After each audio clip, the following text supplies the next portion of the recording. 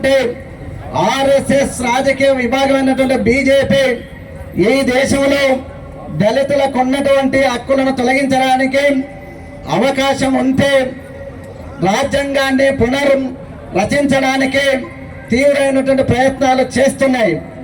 ఈ దేశంలో అంబేద్కర్ గారు రాజ్యాంగం రచించినటువంటి కాలంలో ప్రైవేట్ రంగం లేకుండే ఆనాడు ప్రభుత్వ రంగంలో మాత్రమే రిజర్వేషన్లు ఉండేవి.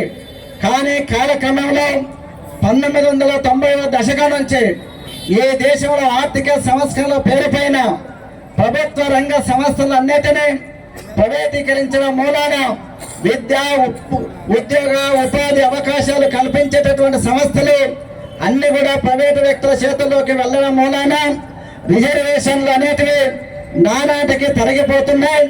వీటిని పెంచడానికి కానీ పెరిగిన జనాభాకు అనుగుణంగా రిజర్వేషన్ల శాతాన్ని పెంచడానికి కానీ ప్రభుత్వం వేల కోట్ల రాయితీలు ఇస్తున్నటువంటి ప్రైవేటు సెక్టర్లో రిజర్వేషన్లు అమలు చేయడానికి కానీ పాలక వర్గాలు కృషి చేయడం లేదు.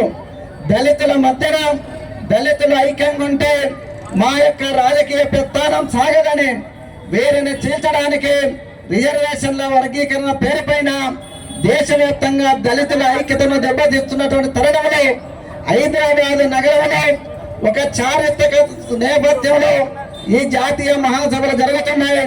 ఈ జాతీయ మహాసభల్లో 2 రోజుల పాటు దేశంలో దళిత సమస్యల పరిష్కారం కోసానికి, భవిష్యత్తులో దళిత హక్కుల సాధన కోసానికి, ఉన్న హక్కులను కాపాడుకోవడానికి, ఉద్యమాన్ని రూపొందించుకోవడానికి జరగబోయేటటువంటి ఈ మహాసభ వేదిక కావాలని హైదరాబాద్ నగరం అనేది అంబేద్కర్ ఆలోచన విధానానికి ముందు హైదరాబాద్ నగరంలో భాగ్యారెడ్డి వర్మ గారి నాయకత్వంలో దళితుల అభివృద్ధి కోసానికి, సంక్షేమ కోసానికి, కుల నిర్మూలన కోసానికి అనేక పోరాటాలు నిర్వహించినటువంటి ఈ చారిత్రక నగరమైనటువంటి హైదరాబాద్ లో ఈ మహాసభల ద్వారా ఈ దేశంలో దళితుల అభివృద్ధికి ఒక మార్పు తీసుకురావడానికి ఈ మహాసభలు దోహదం చేస్తామని ఆశిస్తూ ఇక్కడ వచ్చేసినటువంటి మీ అందరికీ కూడా ఆహ్వాన సంఘం తరఫున ఉభయపూర్వక అభినందనలు తెలియజేస్తున్నాం.